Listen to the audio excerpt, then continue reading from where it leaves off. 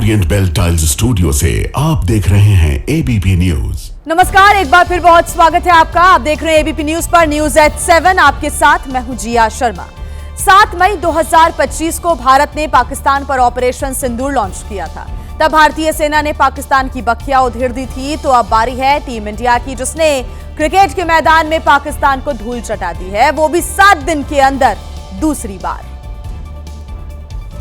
Toss के बाद no handshake से शुरू हुआ मैच भारत की शानदार बल्लेबाजी के लिए याद किया जाएगा। भारतीय ओपनर्स ने पाकिस्तान पर ऐसा आक्रमण किया जिससे पाकिस्तान धूल बनकर उड़ गया।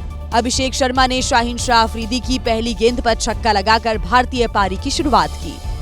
शुभमन गिल और अभिषेक शर्मा ने पहले विकेट के लिए 105 रन की साझेदारी की, जिसमें गिल ने 28 गेंद में 47 तो अभिषेक शर्मा ने 39 गेंद में 74 रन की पारी खेलकर पाकिस्तान की धज्जियां उड़ा दी।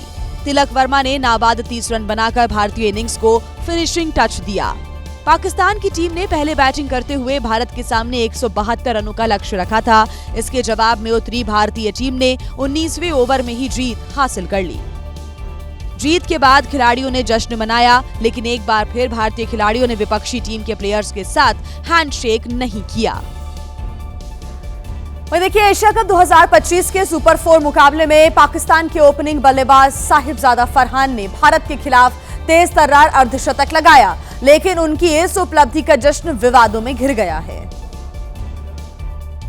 फरहान ने अर्धशतक बनाने के बाद गन फायरिंग जैसा इशारा किया। इस घटना के बाद फरहान के जश्न को लेकर सोशल मीडिया पर कड़ी प्रतिक्रिया हुई। अर्धशतक पूरा करने के बाद फरहान ने अपनी टीम के डगआउट की ओर देखा और गोलियां दागने जैसा इशारा किया।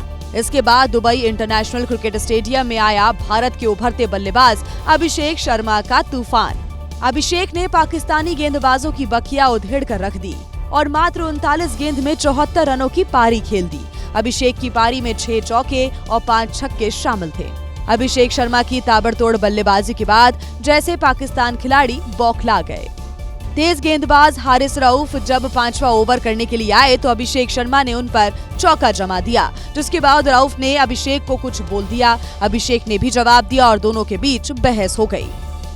मैच के बाद प्रेजेंटेशन सेरेमनी में अभिषेक शर्मा ने पाकिस्तानियों की पोल खोल दी। मैच में सब कुछ काफी आसान था। जिस तरह से वो बिना किसी वजह हमारे सामने आ रहे थे, वो मुझे बिल्कुल अच्छा नहीं लगा, इसलिए मैंने उनके खिलाफ आक्रामक खेल दिखाया। अभिषेक शर्मा ने दुबई में रविवार को जो पिक्चर पाकिस्तानियों को दिखाई है, उसके बाद पाकिस्तान का कोई भी क्रिकेटर भारत के सामने टिक नहीं पाया। तो एशिया कप में लगातार दूसरी बार पाकिस्तान को शिकस्त देने के बाद भारत ने एक बार फिर पूरी दुनिया को ये बता दिया कि बात सरहद की हो या फिर क्रिकेट के मैदान की, भारत हमेशा पाकिस्तान पर भारी पड़ेगा। ऑपरेशन सिंदूर के बाद देशवासी ऑपरेशन व्हाइट बॉल की सफलता का जश्न मना रहे हैं और टीम इंडिया को जीत की जमकर बधाई दे रहे हैं, जिसकी शुरुआत दुबई से ही हो गई, जहां भारत ने पाकिस्तान को पटखनी दी है। गजब का मैच है, गजब का मैच। लेकिन India number 1। Abhishek Sharma, Shubham Gill, fearless batting. एक शर्मा गया तो दूसरा शर्मा आया। ऐसा वसूल ultimate match. I came last match also and this match was amazing actually. Asia cup में पाकिस्तान पर फतह के बाद देश के हर कोने में लोग जीत के जश्न में डूब गए। क्रिकेट के मैदान पर पाकिस्तान को पटखनी देने का मजा ही कुछ और है। क्रिकेट प्रेमियों का दिल बाग बाग हो जाता है। भारत की जीत के बाद बिहार की राजधानी पटना में दीपावली थोड़ी जल्दी आ गई। लोगों ने जमकर आतिशबाजी की और पटाखे जलाए। सड़क पर लोगों का हुजूम उमड़ पड़ा, जो अपनी खुशी जाहिर करते देखे गए। जीत के बाद रात में हाथों में तिरंगा झंडा लिए लोग घंटों भारत माता की जय के नारे लगाते नजर आए और खुशी से झूमते नाचते दिखाई दिए। पाकिस्तान के खिलाफ भारतीय सेना के पराक्रम के बाद टीम इंडिया ने भी पाकिस्तान को उसकी औकात दिखा दी है। देखिए, एशिया कप सुपर 4 के मुकाबले में पाकिस्तान पर धमाकेदार जीत के बाद भारतीय कप्तान सूर्य कुमार यादव ने एक बड़ा बयान दिया है। उन्होंने कहा कि अब भारत और पाकिस्तान के बीच कोई प्रतिद्वंदिता नहीं बची है। और देखिए, जब फरहान की अर्धशतक हुई तो शर्मनाक हरकत करते हुए बीच मैदान में नजर आए थे और अब अलग अलग प्रतिक्रियाएं सामने आ रही हैं। पाकिस्तान से भी अब इसकी प्रतिक्रिया सामने आई है। पूर्व पाकिस्तानी क्रिकेटर दानिश कनेरिया ने कहा है कि फरहान ने बंदूक दिखाई तो गिल और शर्मा ने ब्रह्मोस। भारत ने बल्ले से ब्रह्मोस वाला जवाब दिया। दानिश कनेरिया कहते हुए नजर आए हैं। दुबई में भारत ने महाधुलाई की, तो ये जबरदस्त प्रतिक्रिया पाकिस्तान से सामने आई है। पूर्व क्रिकेटर हैं दानिश, जिन्होंने ये कहा है, पूर्व पाकिस्तानी क्रिकेटर ने कहा है कि फरहान ने बंदूक दिखाई तो जवाब गिल और शर्मा ने ब्रह्मोस से दिया।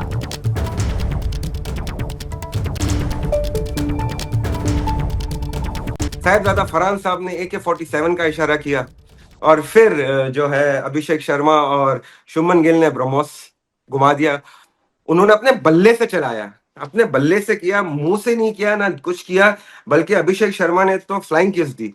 तो ये होता है, हम लोग, हमारा धर्म भी कहता है प्यार से रहने का, प्यार से करने का और प्यार से मारने का। प्यार से मारा और ऐसा मारा कि मतलब कि लिटरली इट वाज, मतलब उनको समझ नहीं आ रहा था करे तो क्या करे। खबरों में आगे बढ़ते बात करेंगे मध्य प्रदेश के मुरैना की, जहां से एक बार फिर फायरिंग का वीडियो आया है सामने। यहां पर दो पक्षों में पहले कहासुनी हो गई और फिर ताबड़तोड़ गोलियां चलने लगी, जिसका वीडियो अब सोशल मीडिया पर वायरल हो रहा है। एक गोली उधर से चलती है तो दूसरी गोली इधर से, तीसरी गोली उधर से चलती है तो चौथी गोली इधर से। वीडियो में नजर आया कि कुछ देर बाद घर से एक महिला और एक पुरुष छत पर आए और फायरिंग कर रहे इस शख्स को रोका। ये वीडियो माता बसैया क्षेत्र के नौका गांव से सामने आया है। बताया जा रहा है 4 लाख रुपए के लेन देन को लेकर दो गुटों में विवाद था, जिसके चलते फायरिंग होने लगी। जांच में पता चला कि पहले भी दोनों गुटों में विवाद हो चुका है। फिलहाल पुलिस ने मामले की जांच शुरू कर दी है। मध्य प्रदेश के जबलपुर से भीषण सड़क हादसे की तस्वीरें सामने आई हैं। यहां पर तेज रफ्तार कार हादसे का शिकार हो गई, जिसके चलते 3 लोग गंभीर रूप से घायल हो गए। सीसीटीवी फुटेज में नजर आया कि रात करीब 1:45 बजे सड़क पर पंडाल बनाने का काम चल रहा था और सड़क के बीच में ही एक पिकअप खड़ा था, जिस पर पंडाल सजाने का सामान रखा था। तभी नीले रंग का एक ऑटो सड़क पर आया, लेकिन तेज रफ्तार में आती हुई कार को देखकर रुक गया। ये सफेद रंग की कार जैसे ही यहाँ से गुजरी, ऑटो थोड़ा और आगे आया और तभी काले रंग की तेज रफ्तार कार ने इसे जोरदार टक्कर मार दी। कार की टक्कर से ऑटो में बैठा एक युवक सड़क पर आकर गिर गया, जबकि ऑटो पूरी तरह से पलट गया। हैरानी की बात तो ये है कि इतनी जोरदार टक्कर के बाद भी कार चला रहा शख्स रुका नहीं और फरार हो गया। घटना बिलहरी इलाके की है और इस सड़क हादसे में 3 लोग घायल हुए हैं, जिन्हें स्थानीय लोगों ने अस्पताल में भर्ती कराया है। तीनों युवकों की हालत गंभीर बताई जा रही है। अब पुलिस ने मामला दर्ज कर कार चालक की तलाश शुरू कर दी है। रील बनाने वालों के सर पर न जाने कैसी सनक सवार होती है कि वो कानून से भी डरते नहीं हैं। हालांकि बाद में पछताने के सिवाय उनके पास कुछ नहीं बचता। ये वीडियो छत्तीसगढ़ के बिलासपुर से सामने आया है, जहां सड़क को जाम करके इन रीलबाजों ने बर्थडे मनाया। सुन रहे छोटे भाईचारा इतना बना रखा, आज रतनपुर में केक कटेगा क्योंकि बर्थडे अपने जानू भाई का। जिस जानू भाई का केक कटना था वो एक लड़के के कंधे पर चढ़कर ऐसे विराजमान थे मानो कोई खिताब जीत कर आए हों। जानू भाई ने पहले हवा में तलवार लहराई और फिर इसी तलवार से केक भी काटा। इसके बाद लगभग 45 किलो के जानू भाई के समर्थकों ने सड़क पर ही आतिशबाजी की। फिलहाल पुलिस ने इस वीडियो की जांच शुरू कर दी है। मध्य प्रदेश के छिंदवाड़ा में कथित वोट चोरी के मुद्दे पर कांग्रेस ने प्रदर्शन किया और इस दौरान पुतला दहन किया गया, लेकिन पुतला दहन के दौरान 4 पुलिसकर्मी झुलस गए। छिंदवाड़ा के फवारा चौक पर कांग्रेस कार्यकर्ताओं की भीड़ जमा थी। वोट चोरी का आरोप लगाते हुए नारेबाजी की जा रही थी। इस दौरान पुतला दहन का भी कार्यक्रम था। कांग्रेस के कार्यकर्ताओं ने पुतले में आग भी लगा दी, लेकिन इसे रोकने के चक्कर में 4 पुलिस वाले झुलस गए। जिस वक्त पुतला दहन किया गया उस वक्त ऐसा विवाद हुआ कि कांग्रेस के कुछ कार्यकर्ता भी जमीन पर गिर गए। गनीमत रही कि वो इस आग की चपेट में नहीं आए। दरअसल पुलिस वाले चाहते थे कि कांग्रेस के कार्यकर्ता पुतला न दहन कर पाएं। इसके लिए काफी मशक्कत भी हुई। जो 4 पुलिस वाले इस आग में झुलसे हैं उसमें एसआई भी शामिल है। जब पुतला दहन हो गया तब पुलिस वाले पानी की बौछार करके इसे बुझाने की कोशिश करने लगे। इस दौरान भी कांग्रेस कार्यकर्ताओं से खूब धक्का मुक्की हुई। पानी के पाइप को एक तरफ पुलिस वाले अपनी तरफ खींच रहे थे तो दूसरी तरफ से कांग्रेस के कार्यकर्ता। इस पानी से पुतले में लगी आग तो नहीं बुझी, लेकिन कांग्रेस के कार्यकर्ता और पुलिस वाले जरूर भीग गए। पुलिस का कहना है कि ये प्रदर्शन बिना अनुमति के हुआ और अब दोषियों पर कार्रवाई की जाएगी। और एक बड़ी खबर आपको बता दें, देश भर में जीएसटी की नई दरें आज से लागू होने जा रही हैं। जीएसटी के 2 स्लैब 5%, 18% आज से लागू हो चुके हैं। ऐसे में जीएसटी बदलाव से रोजमर्रा के ज्यादातर सामान आज से सस्ते हो जाएंगे। पनीर, घी, साबुन, शैम्पू की कीमतें आज से घट गई है। इलेक्ट्रॉनिक सामान की भी चीजें आज से सस्ती हो गई हैं। बड़ी खबर इस वक्त हम आपको बता रहे हैं, जीएसटी के नए रिफॉर्म आज से लागू हो चुके हैं और इलेक्ट्रॉनिक सामान भी आज से सस्ता हो गया है। देश भर में जीएसटी की नई दरें आज से लागू। आपको बता दें कि कल प्रधानमंत्री नरेंद्र मोदी ने देश को संबोधित किया था। उन्होंने न्यू जनरेशन जीएसटी रिफॉर्म को जीएसटी बचत उत्सव बताया। अगर हम इनकम टैक्स में छूट और जीएसटी में छूट को जोड़ दें तो 1 साल में जो निर्णय हुए हैं उससे देश के लोगों को 2.5 लाख करोड़ रुपए से ज्यादा की बचत होगी। और तभी तो मैं कह रहा हूं ये बचत उत्सव है। साथियों, विकसित भारत के लक्ष्य तक पहुंचने के लिए हमें आत्मनिर्भरता के रास्ते पर चलना ही होगा। उत्तर प्रदेश के कुशीनगर में एक शख्स की बेरहमी से पिटाई की गई। इसका वीडियो भी सामने आया है, जिसके बाद पुलिस ने मामले का संज्ञान लिया। गांव के कुछ दबंगों ने इस शख्स को रस्सी से बांधा हुआ था और इसी तरह इसे जमीन पर घसीटते हुए ले जा रहे थे। कुछ देर बाद एक लड़के ने इसे कंधे पर लादा और गांव की तरफ ले गया। बताया जा रहा है कि विशुनपुरा इलाके में रास्ते पर गाड़ी खड़ी करने को लेकर 2 गुटों के बीच पहले बहस हुई और फिर मारपीट शुरू हो गई। इस दौरान एक गुट ने दूसरे पर धारदार हथियार से हमला कर दिया। फिलहाल पुलिस ने मामले की जांच शुरू कर दी है।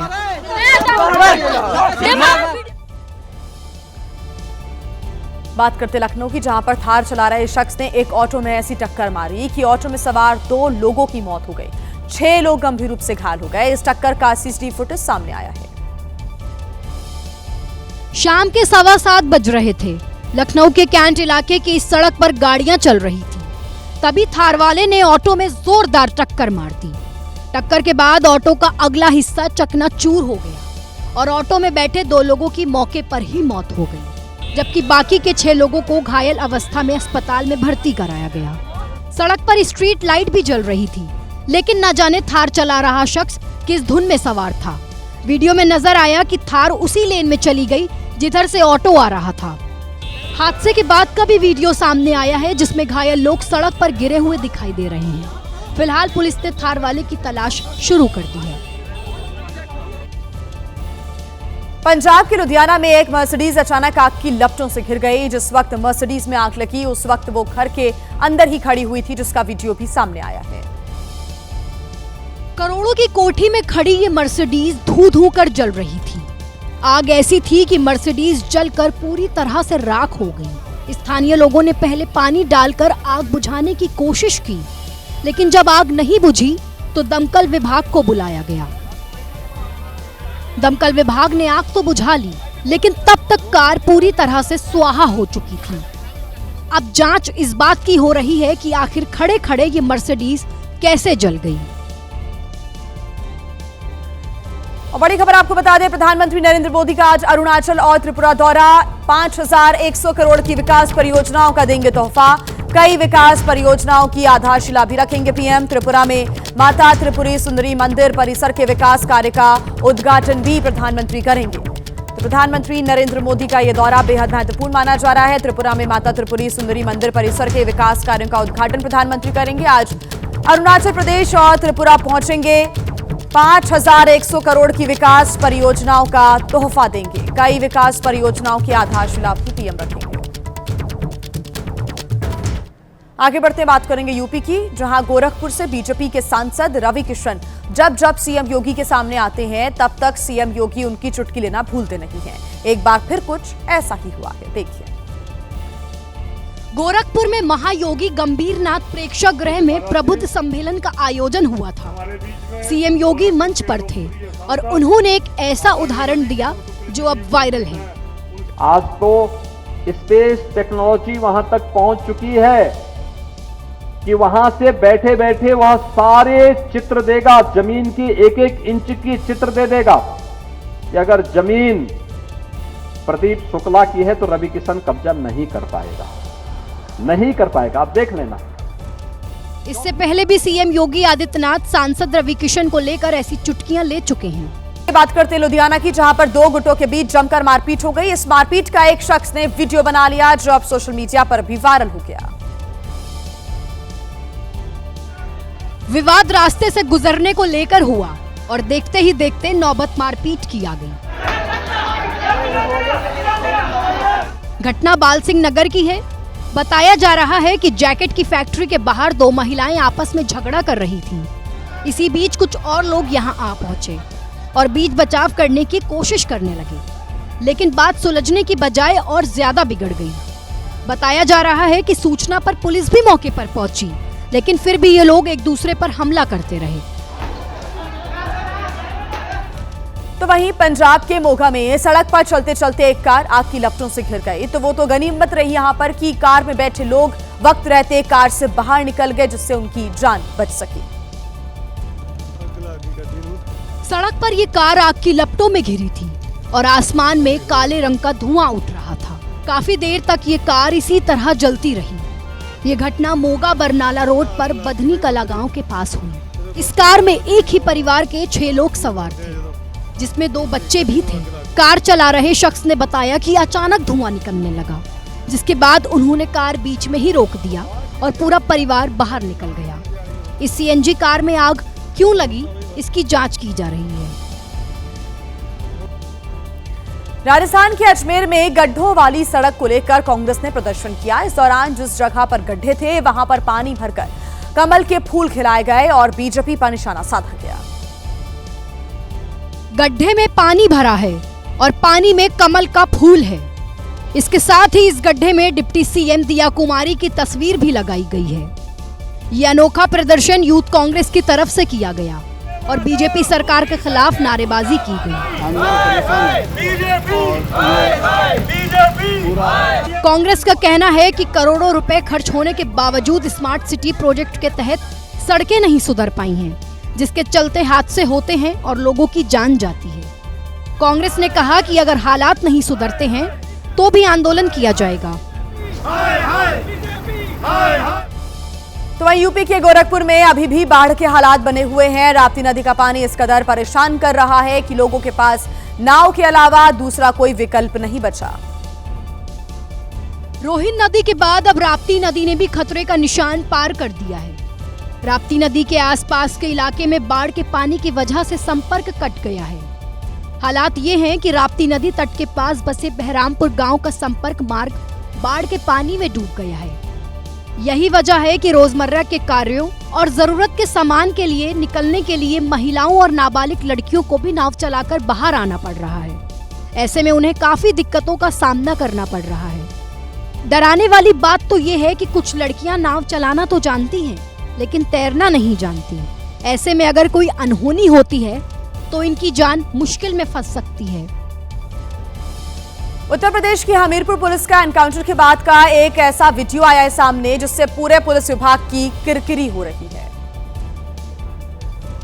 इस बात में कोई शंका नहीं कि हमीरपुर पुलिस ने मुठभेड़ में अपहरण के आरोपी को गिरफ्तार किया, लेकिन वीडियो शूट कराने के दौरान कुछ ऐसा हो गया जिससे पुलिस की कार्रवाई पर सवाल खड़े हो रहे हैं। आरोपी को पकड़े जाने के बाद पुलिस टीम उसे लेकर जा रही थी। वीडियो में साफ तौर पर देखा जा सकता है कि पैर में गोली लगने की वजह से आरोपी लंगड़ा कर चल रहा है, लेकिन तभी थाना प्रभारी ने आरोपी को न हंसने की चेतावनी दे दी। उनके ये शब्द भी वीडियो में रिकॉर्ड हो गए, जो सोशल मीडिया पर वायरल हो रहा है। वीडियो देखकर इसे कोई ओवर एक्टिंग बता रहा है तो कोई यूपी की ठाए ठाए पुलिस कहकर मजाक बना रहा है। कानपुर से एक खबर सामने आई है जहां पर एफआईआर दर्ज हुई और उसका विरोध करने के लिए उन्नाव में जमकर प्रदर्शन देखने को मिला। मुस्लिम समुदाय के लोगों ने सड़क पर जुलूस निकालकर भड़काऊ नारेबाजी भी की। जुलूस के दौरान जब सर तन से जुदा जैसे विवादित नारे लगे, ऐसे विवादित नारेबाजी से माहौल बिगड़ने लगा। विवाद बढ़ता देख पुलिस ने कुछ युवकों को हिरासत में ले लिया, जिससे वर्ग विशेष के लोग भड़क गए और पुलिस टीम पर पथराव कर दिया। मामला बढ़ता देख पुलिस ने लाठीचार्ज कर भीड़ को इतर-बितर किया। इस दौरान कई युवा इधर उधर भागते नजर आए। पुलिस ने महिलाओं को वहां से हटने को कहा। उन्नाव के गंगा घाट इलाके में घंटों अफरा तफरी का माहौल रहा।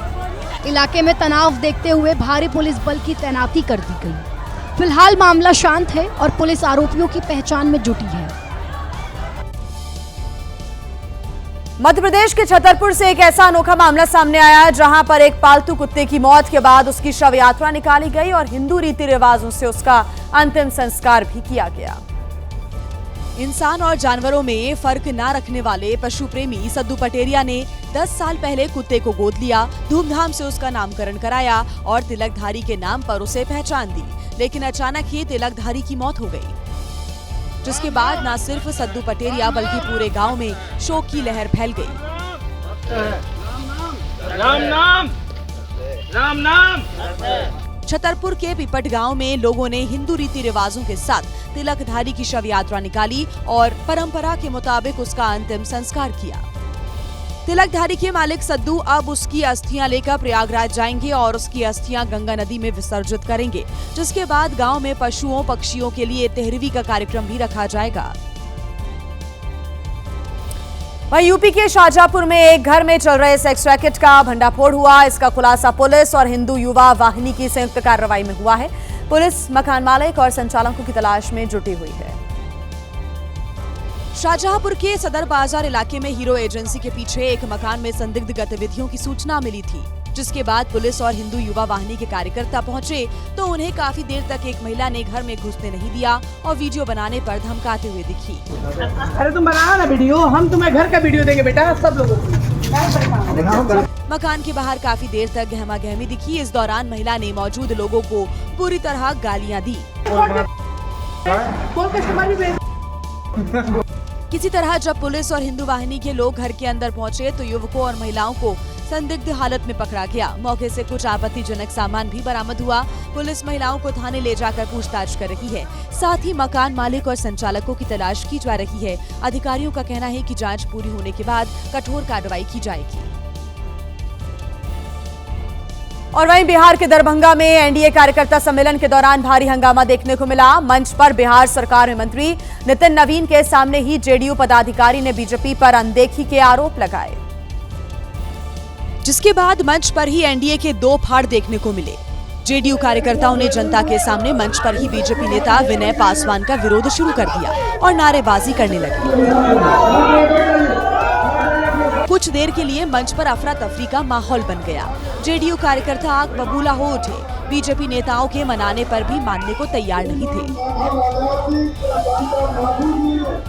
वहीं गर्मा गर्मी के बीच मंत्री नितिन नवीन ने सीएम नीतीश के नेतृत्व में एनडीए की जीत का दावा किया। एनडीए के सभी कार्यकर्ता जुटे हैं और हम लोग 2025 के मिशन को पूरा करेंगे। 2200 से ऊपर सीट का जो नीतीश कुमार का सपना है, उस सपने को पूरा करेंगे। किसकी होगी जीत, किसकी होगी हार, ये आने वाला समय ही तय करेगा। लेकिन इस तरह एनडीए के मंच पर हंगामा कुछ और ही बयां कर रहा है। वहीं छत्तीसगढ़ के कवर्धा में कामठी मंदिर विवाद थमने का नाम नहीं ले रहा है। यहां पर एक बार फिर 2 पक्ष आमने सामने आ गए। मंदिर को लेकर हुए विवाद में पुलिसकर्मियों समेत कई लोग घायल हो गए। मौके पर भारी पुलिस बल तैनात किया गया। कवर्धा के कामठी गांव में जमकर हंगामा हुआ।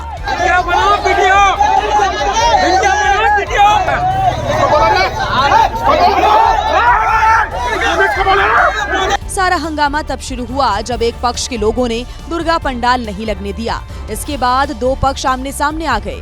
महिलाओं ने कामठी मंदिर की 4 दीवारी को धक्का देकर गिरा दिया। विवाद का मुख्य कारण है कि ये जो जमीन है इस पर पटेल समाज का मंदिर है और गौंडवाना समाज का भी मंदिर है, तो इसी को लेकर आए दिन विवाद होता रहता है। और हम लोगों ने इसमें 2 दिन पहले ही शांति समिति की बैठक हुई थी। शांति समिति में ये तय हुआ था कि जो जहां पहले से हो रहा है वहीं होगा, और इसके बावजूद भी ऐसी नियुक्ति हुई है तो ये दुर्भाग्यपूर्ण है। कामठी गांव में हुए हंगामे में पुलिस के साथ कुछ आम लोग भी घायल हो गए। हालात को काबू करने के लिए भारी संख्या में पुलिस बल को मौके पर तैनात किया गया है। वहीं चीन में world tallest bridge international triathlon का आयोजन किया गया। ट्रायथलॉन में तैराकी, साइकिलिंग और दौड़ शामिल थी। इसका एंड पॉइंट दुनिया के सबसे ऊंचे पुल पर बना हुआ था। ये तस्वीरें दक्षिण पश्चिम चीन के गुइझोउ में आयोजित वर्ल्ड टॉलेस्ट ब्रिज ट्रायथलॉन की है। इस प्रतियोगिता में दुनिया भर से प्रतियोगी शामिल हुए, जिन्होंने 36.75 किलोमीटर की दूरी तय की। इसमें 0.75 किलोमीटर पुल के नीचे प्राकृतिक जल में तैरना भी शामिल है। नदी की सतह समुद्र तल से 500 मीटर से अधिक ऊंची है। इसके बाद का चरण साइकिलिंग का है। 26 किलोमीटर की साइकिलिंग का चरण घाटी के तल के साथ साथ चलना है और इसके बाद प्रतियोगिता में 10 किलोमीटर की दौड़ पूरी करनी थी, जो कि पुल को पार करके डेक पर खत्म होती है। दुनिया के सबसे ऊंचे ब्रिज ट्रायथलॉन इंटरनेशनल चैलेंज के पहले आयोजन में, जिसमें देश विदेश से लगभग 200 ट्रायथलीटों ने भाग लिया। दुनिया का सबसे ऊंचा Huajiang grand canyon bridge 2890 metre लंबा है और उसका डेक घाटी की सतह से 625 मीटर की ऊंचाई पर है। और बात करेंगे बिहार की, जहां के राजनीतिक गलियारों में एक तरफ लालू परिवार में झगड़े की खबरें सामने आ रही हैं, तो वहीं दूसरी तरफ तेजस्वी यादव के सामने रोहिणी आचार्य जिंदाबाद के नारे लगाए गए हैं। और ये नारे उस वक्त लगे जब बिहार में सोनपुर के बजरंग चौक पर तेजस्वी यादव का काफिला पहुंचा। तेजस्वी के पहुंचते ही आरजेडी कार्यकर्ताओं ने रोहिणी आचार्य जिंदाबाद के नारे लगाना शुरू कर दिया। बिहार की राजनीति में लालू परिवार में विवाद चर्चाओं का विषय बना हुआ है। रोहिणी आचार्य के नाराज होने की बातें सामने आ रही हैं। हालांकि रोहिणी आचार्य ने झगड़े जैसी बातों को सिरे से नकार दिया है, लेकिन फिर भी सियासी अटकलें तेज हो गई हैं। वहीं यूपी के मुजफ्फरनगर में रेस्क्यू के दौरान एक युवक को सांप से खेलना महंगा पड़ गया। जहरीले सांप के डसने से युवक की मौत हो गई। तस्वीरों में देखिए, पड़ोसी के घर युवक ने जहरीले कोबरा सांप का रेस्क्यू किया, फिर उसके साथ खेलना शुरू कर दिया। कहीं उसकी पूंछ को पकड़ा तो कभी कोबरा के मुंह को पकड़ लिया। सांप के ज्यादा हिलने डुलने से वो उसे झूला झुलाने लगा। हद तो तब पार हो गई जब बिना कुछ सोचे समझे उसने सांप को गले में डाल लिया और लोग उसे रोकने की वजह वीडियो बनाने में जुटे रहे। इस दौरान युवक को सांप ने कब डस लिया उसे मालूम तक नहीं चला और उसे प्लास्टिक के बोरे में बंद कर चला गया। लेकिन कुछ घंटे बाद पता चला कि सांप के डसने से युवक की मौत हो गई है। पूरा मामला मुजफ्फरनगर के मोरना गांव का है, जहां सांप के साथ लापरवाही ने युवक की जान ले ली। देखिए, ट्रंप की धमकियों के बाद अमेरिका और वेनेजुएला के बीच तनाव बढ़ता जा रहा है। वेनेजुएला के राष्ट्रपति निकोलस मादुरो के आदेश पर आम नागरिकों को युद्ध के लिए तैयार किया जा रहा है। वेनेजुएला में अलग अलग जगह आम नागरिकों को राइफल चलाना सिखाया जा रहा है। महिलाओं को भी जमकर हथियार चलाने के लिए ट्रेनिंग दी जा रही है। युद्ध अभ्यास के दौरान महिलाएं हाथ में राइफल लेकर दौड़ती हुई नजर आई और पहले से सेट जगहों पर पोजीशन लेते हुए दिखाई दी। दरअसल कैरेबियन सागर में अमेरिकी सैन्य गतिविधियों को लेकर वेनेजुएला के राष्ट्रपति निकोलस मादुरो ने चिंता व्यक्त की है और अमेरिका पर अघोषित युद्ध छेड़ने के आरोप लगाए और वेनेजुएला की सुरक्षा के लिए देश भर के कई शहरों में आम नागरिकों को हथियारों की ट्रेनिंग देने का काम शुरू कराया। फ्रांस में तूफान और भारी बारिश की वजह से जनजीवन अस्त व्यस्त हो गया है। तस्वीरें सामने आई है जहां पर दक्षिण फ्रांस में लगातार बारिश की वजह से हालात बाढ़ जैसे बन गए। दक्षिणी फ्रांस में भीषण तूफान के कारण भारी बारिश हुई। रविवार को दक्षिणी फ्रांस में तूफान की वजह से भारी बारिश हुई। खराब मौसम का सबसे ज्यादा असर मार्सिले के आसपास दिखा। मार्सिले से करीब 50 किलोमीटर उत्तर में पुटुइस शहर में भारी बारिश हुई। रविवार को हुई भारी बारिश की वजह से कई कार्यक्रमों को रद्द करना पड़ा। फ्रांसीसी फुटबॉल लीग ने पेरिस सेंट जर्मेन के खिलाफ मार्सिले के घरेलू मैच को लगभग 24 घंटे के लिए स्थगित कर दिया। ये मैच जो पहले रविवार रात को होना था, अब सोमवार को खेला जाएगा।